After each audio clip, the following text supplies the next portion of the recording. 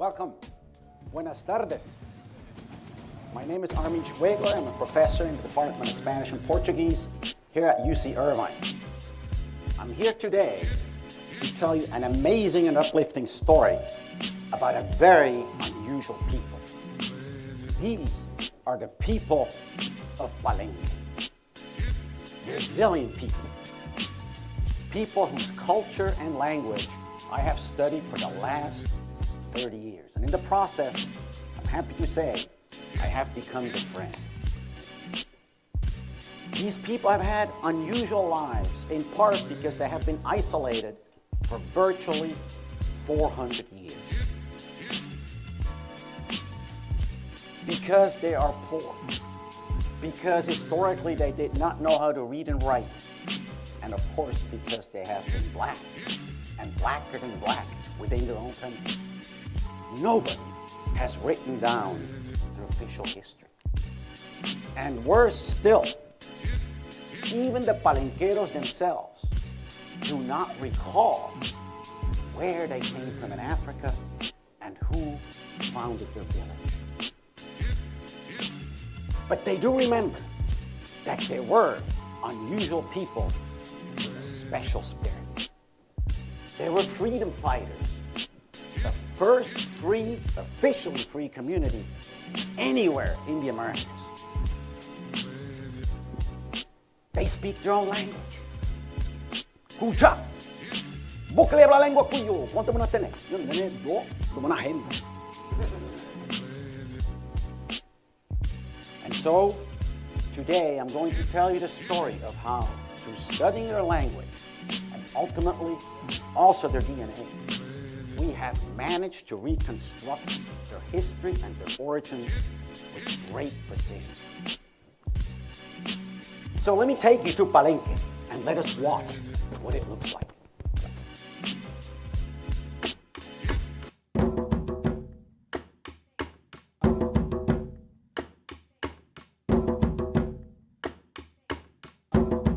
San Basilio y Palenque, Cundilo y África, aquí Colombia.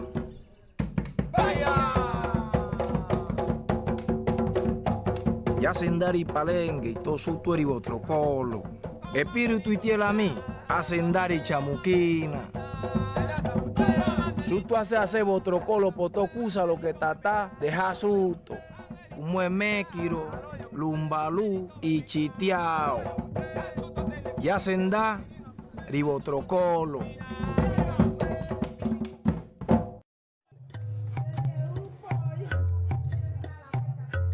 Agüe, soy papese, más en despierto lo que vení de África.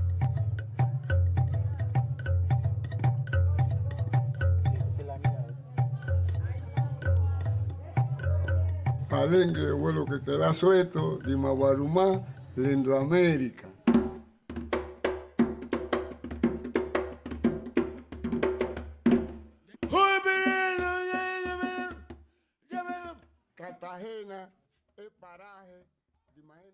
So there we are, and let me take you back to the beginnings of how this history and story really unfolded. To do that, we need to go back to 1985. This is the moment where I traveled to Colombia for the first time, boarded a bus, and then walked into this village, a village of black people, where I became the white man called the colored man.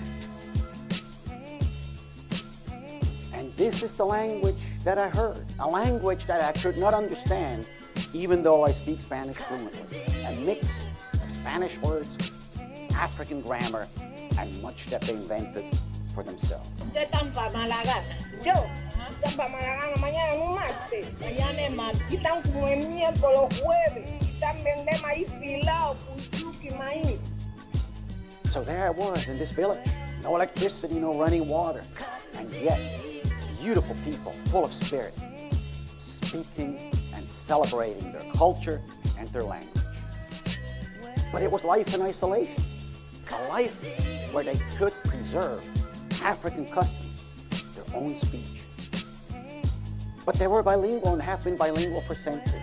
So they were acquainted with the outside world to a fair extent. But because they were black and so poor, people laughed at them constantly.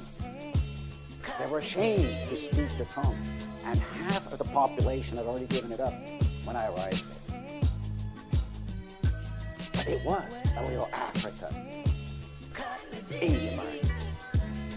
And in this context, my friend Victor, that you can see here, and I, and the rest of the community, always wondered, where did these people really come from? And as this girl told me and asked me many times, di andi di Africa sotto a mini, where in Africa did we really come from? But this search for African origins, as you can imagine, seemed rather hopeless. And let me explain to you here in a couple of minutes why it seemed so daunting to find this out. For one, you're all aware, of course, that the slave trade was a huge undertaking that lasted roughly 400 years. There is now a new dynamic map on the internet that I encourage you to visit, and let me explain how it works. On that map, you see dots.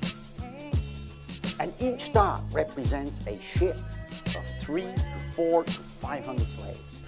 The life expectancy on the ship, as you'll see in a minute, was short. But the life expectancy for these slaves, once they had landed in the Americas, was no more than 2 to 3 years.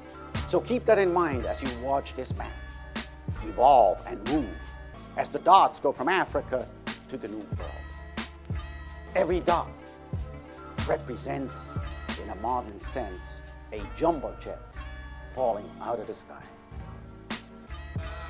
20,000 ships you will see fly across the screen compressed into less than a minute.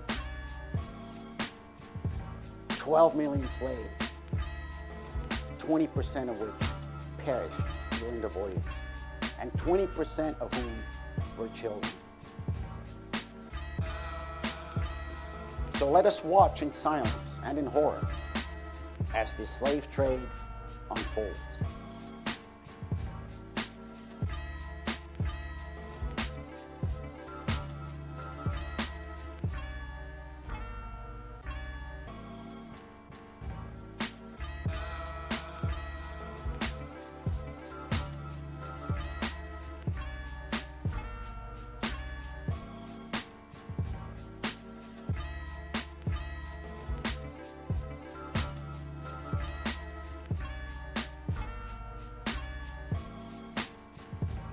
So there you have it.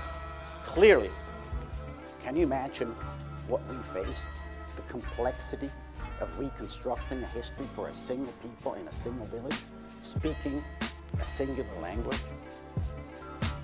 And you may have noticed that a lot of these ships did not go to the United States.